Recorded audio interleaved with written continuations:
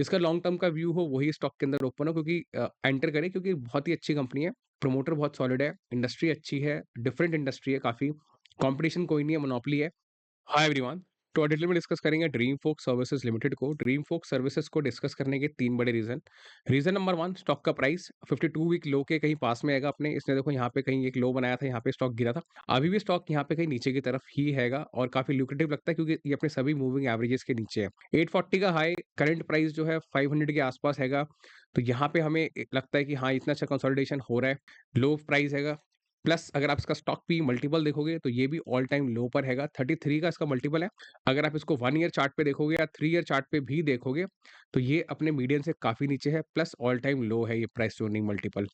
तीसरा बड़ा रीज़न है इसका इन्वेस्टर्स पोर्टफोलियो। इन्वेस्टर पोर्टफोलियो में क्लियरली, जैसे मैंने आपको लास्ट, अगर आपने वीडियो देखा हो मेरा क्वार्टर 1 या क्वार्टर 2 के अंदर, मैंने बोला था कि इंस्टीट्यूशनल बायर्स स्टॉक को जब बाय करते हैं ना, तो मार्केट में किसी को खबर नहीं लगती है। इंस्टीट्यूशन धीरे-धीरे करके कंसोलिडेशन के अंदर स्टॉक को खरीदता जाता है, एक्यूमुलेट करता जाता है और रिटेलर को लगता है कि स्टॉक बेकार है इसलिए चल नहीं रहा है। लेकिन आप यहाँ देखो, जून के अंदर जो इनका होल्ड था यहाँ पे लगभग 20% था। सितंबर में इन्होंने स्टॉक को गिराया क्योंकि कंपनी के जो रिजल्ट है, थोड़ा-सा उसमें मार्जिन्स घट गए थे, थोड़ा-सा वॉल्यूम उसमें कम हुआ था और अब देखो वापस से यहाँ पर डीआईआई ने अपनी पोजीशन को सिग्निफिकेंटली बढ़ा दिया, 6% से बढ़ा के 9% कर दिया। तो 3% की होल्डिंग किसी कंपनी के अंदर डीआईआई या किसी इंस्टीट्यूशन की बढ़ना, नेट-नेट आप समझदार हो, आपको समझ आता है कि क्यों खरीद रहे होंगे, है ना? कोई ना कोई ग्रोथ के आगे चांसेस होंगे, इसीलिए खरीद रहे होंगे। क्या ग्रोथ के चांसेस हैं, क्या प्रॉस्पेक्ट्स हैं कंपनी के, लॉन्ग टर्म व्यू क्या है स्टॉक का, मैनेजमेंट ने क्या बोला है, पूरी कॉन्फ्रेंस कॉल है, इसको पूरा डिस्कस करेंगे, ठीक है?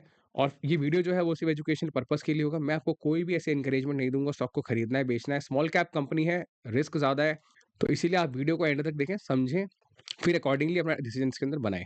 वीडियो को शुरू करते हैं। देखो, जिन लोगों को ड्रीम फोक्स का बिज़नेस नहीं पता, मैं आपको क्विकली समझा देता हूँ। ये कंपनी बेसिकली एक टेक्नोलॉजी बेस्ड कंपनी है। ये सर्विस एग्रीगेटर है। सर्विस एग्रीगेटर का मतलब ये होता है, जैसे एयरपोर्ट है, एयरपोर्ट के अपने लाउंज होते हैं और जो बैंक्स होते हैं वो उनके पास में क्रेडिट और डेबिट कार्ड होते हैं। तो बैंक क्या करता है, सर्विसेज़ देता है। अगर आप किसी पर्टिकुलर कैटेगरी का कार्ड आपके पास है तो आप एयरपोर्ट में लाउंज को एक्सेस कर सकते हो। लेकिन उसको एक्सेस करने के लिए बीच में कौन है? ड्रीम फोक्स है। ड्रीम फोक्स क्या करता है? कॉन्ट्रैक्ट करता है एयरपोर्ट्स के साथ, पूरी इंडिया के अंदर जितने भी एयरपोर्ट्स हैं और बैंक्स के साथ, और बीच में उसमें कमीशन लेता हैगा। क्योंकि देखो, बैंक को खुद मैनेज करना है अगर एयरपोर्ट के साथ तो बड़ा मुश्किल है, और अगर एयरपोर्ट को मैनेज करना है बैंक के साथ तो और मुश्किल है। तो बीच में इसलिए ड्रीम फोक्स है उसके अंदर, और ड्रीम फोक्स काफ़ी सॉलिड तरीके से इसको मेंटेन कर रहेगा। 90% का लगभग इनके पास में पूरा मार्केट का होल्ड है, 90% से ज़्यादा का। मार्केट लीडर है ड्रीम फोक्स अपनी कैटेगरी के अंदर। 97% का रेवेन्यू, लगभग 98% का रेवेन्यू जो है ड्रीम फोक्स को अपने लाउंज एक्सेस के बिज़नेस से आता हैगा।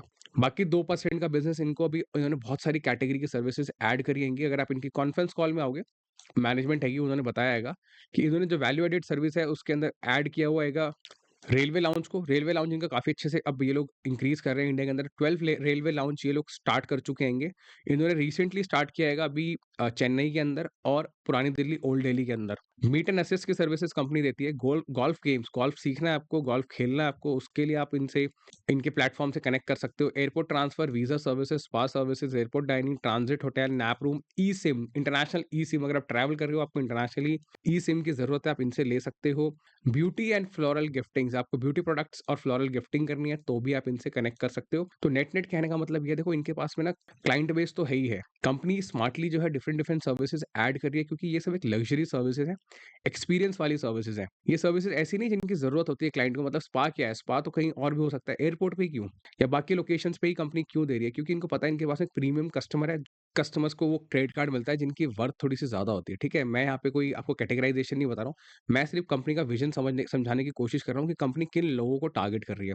तो ये वो कस्टमर्स हैं जो लोग एक्सपीरियंस देख रहे हैं, ये वो कस्टमर जो लोग बहुत ज़्यादा ट्रैवल करते हैं, ठीक है? क्योंकि कंट्री के अंदर, ऑल ओवर वर्ल्ड के अंदर जो ट्रैवल है वो बहुत तेज़ी से बढ़ रहा है, ठीक है? 9% से जो एयर ट्रैवल है वो इंक्रीज़ कर रहा है। यहाँ पे आप देख सकते हो, उन्होंने बता रखी है ये चीज़। तो यही जो है मेन टेलविंड है, 9% से इंडिया के अंदर जो ट्रैवल है वो ग्रो कर रहा है, एयर ट्रैफिक। और जो इंडिया का क्रेडिट कार्ड पेनिट्रेशन है वो 5.5% है। और क्रेडिट कार्ड पेनिट्रेशन इसलिए इंपॉर्टेंट है, अभी इस इंडस्ट्री को बहुत ग्रो करना है इंडिया के अंदर। प्लस टियर 2, टियर 3 सिटीज़ के अंदर बैंकिंग नेटवर्क बढ़ रहा है। बैंकिंग नेटवर्क जैसे-जैसे करके बढ़ेगा, वैसे-वैसे कार्ड्स लोगों के पास पहुँचेंगे, पर कैपिटा इनकम बढ़ रही है। Of course tier 2, tier 3 cities के अंदर एयरपोर्ट्स भी बढ़ रहे हैं। एयरपोर्ट्स का प्राइवेटाइज़ेशन हो रहा है। आप लोगों को जैसे पता ही होगा, आप गूगल भी करना है इसके बारे में। इंडिया के अंदर अभी 2026 तक गवर्नमेंट का टारगेट है 140 से लेके 220 न्यू एयरपोर्ट्स ओपन करने हैं। तो 140 से 220 अगर एयरपोर्ट ओपन होंगे तो आप सोचो कि लाउंज एक्सेसेस बढ़ेंगे वहाँ पर। और ड्रीम फोक्स जो है लीडर है इंडिया के अंदर, सारे जो एयरपोर्ट्स हैं, सबका लाउंज एक्सेस इन्हीं के पास, ऑफ कोर्स बिज़नेस इन्हीं के पास आएगा। नेट-नेट कहने का मतलब है सॉलिड टेलविंड है बिज़नेस के अंदर, तो इसीलिए भी मैनेजमेंट जो है काफ़ी स्मार्टली अलग-अलग सर्विसेज़ को इसके अंदर ऐड कर रहेगा। बाकी पीछे जो है बैंक ने पहले बैंक कैटेगरी के बेस पे कार्ड देता था, अब फिर बैंक ने उसको स्पेंड बेस कर दिया, मतलब कैटेगरी पे ना देते हुए, मतलब जैसे प्लैटिनम कार्ड और गोल्ड कार्ड उनके बेसिस पे नहीं दे करके बैंक कहता है अब आप इतना खर्चा करोगे तभी आपको कोई पर्टिकुलर सर्विसेज का बेनिफिट मिलेगा एक्स्ट्रा, आप अगर कार्ड को यूज़ करोगे तो। स्पेंड बेस कर दिया गया है। ड्रीमफ़ोक्स ने अपनी टेक्नोलॉजी को पूरा रीडिज़ाइन किया, बैंक के साथ में पूरा इम्प्लीमेंटेशन कर दिया उसका, और अब बैंक उसको यूज़ कर रहे हैं, उसी के अकॉर्डिंगली इनको बिज़नेस मिल रहा है वहाँ से। और बड़ी इंपॉर्टेंट देखो अपडेट यहाँ पर है, बैंक ने देखो थर्ड क्वार्टर में किया है, लॉन्च किया exclusive membership initiative. Exclusive membership initiative क्या है बेसिकली, आप अगर इनकी वेबसाइट के ऊपर आओगे, तो वेबसाइट में देखो उन्होंने बाकी सर्विसेज तो देखो दिखाई रखे हैं किस तरीके से, गोल्फ, ट्रैवल, लाइफस्टाइल, ओटीए, ये सब यहाँ पे सर्विसेज दे रहे हैं। यहाँ पे देखो 4 कैटेगरी के आपको कार्ड मिलेंगे एक्सक्लूसिव मेंबरशिप, और ये उन लोगों के लिए है जिनको क्रेडिट कार्ड की ज़रूरत नहीं है, डेबिट कार्ड की ज़रूरत नहीं है इन सर्विसेज के लिए। अगर उनको ये सर्विसेज चाहिए तो आप ये सर्विसेज पॉज़ करके यहाँ पे पढ़ो, और आप इन सर्विसेज को डायरेक्टली ये वाली फीस पे करके बाय कर लो यहाँ से। कंपनी का कहना है कि कंपनी इस सेगमेंट के अंदर जो उन्होंने सर्विसेज पूरी अलग से ओपन कर दी है अपनी खुद की, ये एंटरप्राइजेस को टारगेट करेंगे, ठीक है? ये लोग बी2सी में टारगेट नहीं कर रहे हैं। आपके हमारे जैसा रिटेल कस्टमर इसको ईज़िली बाय कर सकता है, यहाँ पे सिर्फ बाय पे आपको क्लिक करना है।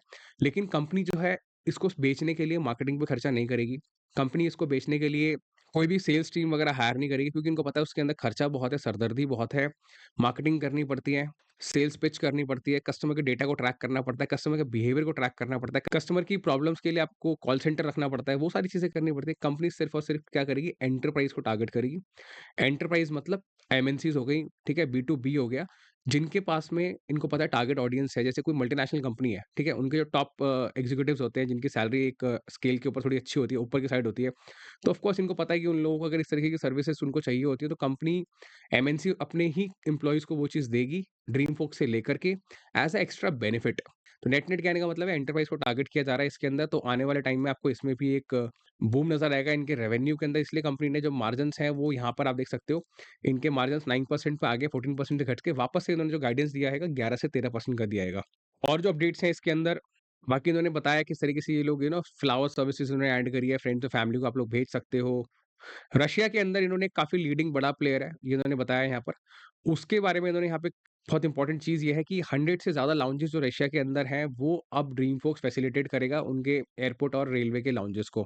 ठीक है? ग्रे वॉल नाम की पार्टनरशिप उन्होंने करी, ग्रे वॉल कोई कंपनी है उसके साथ पार्टनरशिप उन्होंने करी हैगी। तो बहुत सॉलिड पार्टनरशिप है, 100 लाउंजेस रशिया के अंदर। ऑफ कोर्स जब ये वहाँ ऑपरेट करेंगे तो ग्रोथ इनको वहाँ से भी मिलेगी। इन्होंने लास्ट कॉन्फ्रेंस कॉल में बताया था कि उन्होंने प्लाज़ा प्रीमियम एक कंपनी है इंडिया की, उसके साथ में इन्होंने टाई अप किया था। और उस कंपनी के साथ में टाई अप करने का इनको बेनिफिट ये था कि 4 डिफरेंट कॉन्टिनेंट्स के अंदर इनका बिज़नेस जो है ग्रो करेगा। वो वाली पार्टनरशिप भी काफ़ी सॉलिड थी, यहाँ पर इन्होंने रशिया के अंदर कर दी है, ये भी काफ़ी सॉलिड पार्टनरशिप है, लॉन्ग टर्म व्यू के हिसाब से। और यहाँ पे देखो एक और बड़ा अपडेट क्या है कि जो वीज़ा डोर स्टेप की सर्विस, देखो बहुत लोगों को वीज़ा चाहिए होता है, बहुत ज़्यादा ट्रैवल करते हैं, तो उनको वीज़ा डोर स्टेप पे मिलेगा। और डोर स्टेप पे वीज़ा लेने की देखो कुछ ना कुछ फीस होगी, कंपनी उसके अंदर बड़ा मार्जिन कमाएगी। कहने का मतलब ये है कि इन सर्विसेज़ के अंदर बेनिफिट्स बहुत हैं, कस्टमर के लिए इन सर्विसेज़ के अंदर मार्जिन बहुत है कंपनी के लिए। इसलिए ये कंपनी फोकस कर रही है इन सभी सर्विसेज़ के ऊपर। बाकी देखो मैंने आपको जो कार्ड वाला पॉइंट बताया, देखो बी2बी और बी2सी वाला, वो यहाँ पे कंपनी ने एक्सप्लेन किया हुआ है। नेट-नेट देखो यही सारे पॉइंट्स हैं कॉन्फ्रेंस कॉल के अंदर। इस कंपनी को अगर ग्रो करना है तो डेफिनिटली कार्ड इंडस्ट्री को भी ग्रो करने का होगा और ट्रैवल इंडस्ट्री को भी ग्रो करना होगा। दोनों इंडस्ट्रीज़ ग्रो करेंगी, कार्ड कस्टमर के पास पहुँचेगा ज़्यादा से ज़्यादा, और ट्रैवल इंक्रीज़ होगा, एयरपोर्ट इंक्रीज़ होंगे, तो ये जो इंडस्ट्री है लाउंज एक्सेस की, एग्रीगेटर बिज़नेस जो है, ये ग्रो करेगा। ठीक है? बात करते हैं इनके फाइनेंशियल्स की। मार्केट कैप जो है 2500 करोड़ का हैगा, स्टॉक पी 33 का आएगा, मतलब स्टॉक पी कम है, स्मॉल कैप कंपनी है। आरओसी बहुत सॉलिड है 76% का, आरओई बहुत सॉलिड है 60% का। इसीलिए स्टॉक यहाँ पे मुझे लगता है कि कहीं न कहीं एक रीज़नेबल वैल्यूएशन पर मिल रहा है आप लोगों को। Debt to equity 0.01, debt free company है, सॉलिड चीज़ है ये, प्लेज परसेंटेज 0 है, प्रमोटर ने कोई भी शेयर गिरवी नहीं रखा हुआ। क्वार्टरली रिजल्ट की बात करें, ईयर ऑन ईयर सेल्स 49% की है। आप अगर इसको पिछले 4-5 क्वार्टर से कंपेयर करोगे तो यहाँ पे जो सेल्स आपको कम नज़र आएगी, ग्रोथ कम नज़र आएगी। लेकिन 50% की ग्रोथ करना, क्योंकि बेस नंबर जैसे-जैसे करके देखो बढ़ेगा, वैसे-वैसे करके ग्रोथ का नंबर जो है आपको कम होता हुआ नज़र आएगा in percentage form. Operating margin मैंने आपको बताया गाइडेंस 11 से 13% की हैगी, और जो ईपीएस है आप देख सकते हो कहीं न कहीं कंपनी मेंटेन कर रही है। ग्रोथ की तरफ ही है, लेकिन स्टिल 4.85 का ईपीएस उन्होंने पहले देखा हुआ है। उसके बाद में 3.89 कोई बड़ा सॉलिड ईपीएस नहीं है, इसीलिए मार्जिन्स का इंप्रूव होना बहुत ज़रूरी है। बैलेंस शीट में आप देखोगे रिजर्व्स काफ़ी हेल्दी है, 185 करोड़ के हैं। बोरिंग्स कंपनी में बिल्कुल नहीं है, 1 करोड़ की बोरिंग है, बिल्कुल ना के बराबर है। कैश इन वर्किंग कैपिटल है नहीं, क्यों? क्योंकि ये एक प्लेटफ़ॉर्म बिज़नेस है, टेक्नोलॉजी ड्रिवन बिज़नेस है। टेक्नोलॉजी में बहुत बड़ा खर्चा आता नहीं है। खर्चा डेफ़िनेटली करना पड़ता है लेकिन compare to capex businesses, industry businesses उसके कंपैरिज़न के अंदर बहुत ही लो कॉस्ट बिज़नेस है ये। इन्वेस्टर्स पोर्टफोलियो में डिस्कस कर लिया यहाँ पर डीआई जो है इंस्टीट्यूशन अपनी होल्डिंग्स को इंक्रीज़ कर रहेंगे, प्रमोटर अपना स्टेक सेल नहीं कर रहा है, पब्लिक का शेयर सिग्निफिकेंटली बढ़ेगा था, धीरे-धीरे कम हो रहा है। बात करते हैं इसके टेक्निकल्स की, टेक्निकल्स में अगर आप फ़ोकस करोगे यहाँ पर तो स्टॉक प्राइस मैंने आपको बताया काफ़ी अच्छे कंसोलिडेशन के अंदर है। पिछले अगस्त से लेकर के अभी तक लगभग 6-7 महीने हो गए हैं। अच्छे कंसोलिडेशन के अंदर स्टॉक चल रहेगा और इसके अंदर बाइंग भी आ रही है। अच्छी चीज़ ये है देखो स्टॉक का जो डाउनसाइड है ना वो 488 है। सपोर्ट अगर आपको मैं वीकली में लगा करके दिखाऊँ, एक कंसोलिडेटेड व्यू अगर आप देखोगे, नीचे जाएगा तो 468 से नीचे जाने के चांसेस कम है अनलेस एंड अंटिल स्टॉक का रिज़ल्ट बहुत ही खराब आ जाए कंपनी का। अगर रिज़ल्ट बहुत खराब आया तो बात अलग है, फिर तो ये 468 के नीचे जा सकता है। अदरवाइज़ रिज़ल्ट अगर ठीक-ठाक आता रहा तो ये इसका एकदम स्ट्रॉन्ग सपोर्ट हैगा 468 का, इससे नीचे जाने के चांसेस कम है। दूसरी चीज़ किसी को अगर खरीदना भी है, तो देखो मेरी तरफ से कोई भी एनकरेजमेंट नहीं है, स्मॉल कैप कंपनी है, अभी कंपनी अलग-अलग बिज़नेसेस में एंटर हो रही है, रिस्क तो है ही है। आपकी मर्ज़ी है खरीदना है, नहीं खरीदना है, अपने फाइनेंशियल एडवाइज़र डिस्कस कर लो। अगर आप पोज़ीशन बनाते भी हो तो लॉन्ग टर्म की बनाना, मैंने पहले भी बोला था कि ये स्टॉक कंसोलिडेशन में जाएगा आगे और कंसोलिडेशन हुआ है इसके अंदर। और हो सकता है ये अगले 1 या 2 क्वार्टर और कंसोलिडेशन दिखाए आपको, कोई बड़ी बात नहीं है उसके अंदर क्योंकि स्टॉक जब ऊपर से इतनी तेज़ी से गिरता है, तो मार्केट इंतज़ार करता है कि हाँ, इसको चलाना है कि नहीं चलाना है क्योंकि ग्रोथ किस लेवल की आ रही है। कंसिडरिंग ऑल दी सिनेरियोज़ जो हमने डिस्कस किए, रशिया का टाई अप, प्लाज़ा प्रीमियम का टाई अप, नई services, visa door step services, India के अंदर रेलवे लाउंजेस का बढ़ना, ट्रैवल का इंक्रीज़ होना, न्यू एयरपोर्ट्स का ओपन होना, तो मुझे लगता है कि जो इसका अभी और जो बेस्ट है वो भी आना हैगा इस कंपनी का, ठीक है? अभी और अच्छा कंपनी आगे कर सकती हैगी।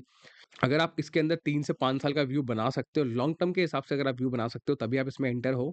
शॉर्ट टर्म के अंदर कोई सोचे कि हाँ, मैं 3 महीने, 6 महीने के लिए स्टॉक खरीदूँगा, तो मत खरीदना 3, 4, 6 महीने के लिए। आप इसके अंदर कहीं न कहीं हो सकता है यहाँ खरीद लो, स्टॉक आपको कहीं 452 पर ले आए। ठीक है? यहाँ खरीद लो, यहाँ ले आए, आप ना बेचो, आप सोचो और आगे जाएगा, फिर थोड़ा नीचे ले आए, तो ज़िगज़ैग इसमें चल सकता है। जिसका लॉन्ग टर्म का व्यू हो, वही स्टॉक के अंदर ओपन हो क्योंकि एंटर करें क्योंकि बहुत ही अच्छी कंपनी है, प्रमोटर बहुत सॉलिड है, इंडस्ट्री अच्छी है, डिफरेंट इंडस्ट्री है काफ़ी, कॉम्पिटिशन कोई नहीं है, मोनोपोली है। तो नेट-नेट देखो यही है पूरा एक एनालिसिस, ठीक है? लॉन्ग टर्म के हिसाब से सपोर्ट मैंने आपको बता दिया 475 है, किसी को लगता है खरीदना है तो ये पूरा एक ज़ोन है, आप कहीं पर भी इसको स्टैगर्ड वे में धीरे-धीरे करके खरीद सकते हो लॉन्ग टर्म व्यू के हिसाब से।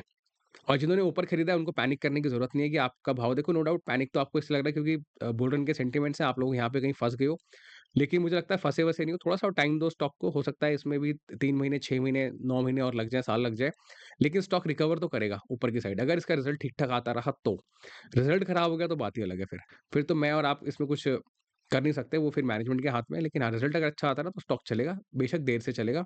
वो मार्केट में कोई बता नहीं पाएगा कि स्टॉक का प्राइस कब कितना चल सकता है, कोई भी नहीं बता सकता ये चीज़। बट स्टिल हम फंडामेंटल्स को ट्रैक कर सकते हैं, हम रिज़ल्ट को ट्रैक कर सकते हैं, हम रिज़ल्ट को समझ सकते हैं और एनालाइज़ कर सकते हैं। तो उन सभी एनालिसिस के बेसिस पे पैनिक वाली कोई बात नहीं है। बाकी किसी को एवरेज करना है, आप बिल्कुल कर सकते हो, अच्छा लेवल है यहाँ एवरेज करने के लिए भी। नेट-नेट यही है पूरा एनालिसिस ड्रीमफ़ोक्स का। आपको इसके अंदर अगर वैल्युएबल इन्फॉर्मेशन मिली हो तो प्लीज़ कमेंट में ज़रूर लिखें। आपको इन्फॉर्मेटिव लगी हो तो इन्फॉर्मेटिव लिखें, आपने कुछ नया सीखा हो तो हेल्पफुल लिखें। आपको और भी कोई सुझाव है इस वीडियो से रिलेटेड, कोई आप चाहते हो हमें कुछ इसके अंदर हम इम्प्रूवमेंट कर सकते हैं, तो वो इम्प्रूवमेंट्स भी आप लिखें, हम ज़रूर उसके ऊपर काम करेंगे। वीडियो को लाइक करें हमारे काम को एप्रिशिएट करने के लिए और मेरे चैनल पे आपको और भी वीडियोज़ मिल जाएँगे जो हमने काफ़ी डिटेल में डिस्कस करे हुए हैं। जैसे कि आप देख सकते हो Zomato turnaround, Supriya life science, RateGain, eMudhra. मैंने भी रिसेंटली आपके साथ इलेक्ट्रा पे पूरा एक लेटेस्ट Q3 का व्यू शेयर किया था। 5 पैसे कैपिटल Q3 के अंदर किस तरीके से इनके लॉन्ग टर्म के व्यू हो सकते हैंगे। आप पीछे 6 महीने पुरानी वीडियो भी आपको देखोगे तो आपको काफ़ी अच्छी इसके अंदर एक क्लैरिटी मिलेगी क्योंकि हम जो डिस्कशन करते हैं वो बहुत लॉन्ग टर्म के हिसाब से करते हैं। सारी चीज़ों को कवर करते हुए करते हैं, इंडस्ट्री को कवर करते हैं, जैसे हमने इसमें किया हैगा। कॉन्फ्रेंस कॉल को, मैनेजमेंट के व्यू को, फाइनेंशियल्स को लॉन्ग टर्म व्यू के हिसाब से, तो आप किसी भी वीडियो को अगर क्लिक करोगे तो आपको कुछ ना कुछ इसमें सीखने और समझने को ही मिलेगा। तो इस वीडियो के लिए इतना ही, मिलते हैं अगली वीडियो में। Thank you so much.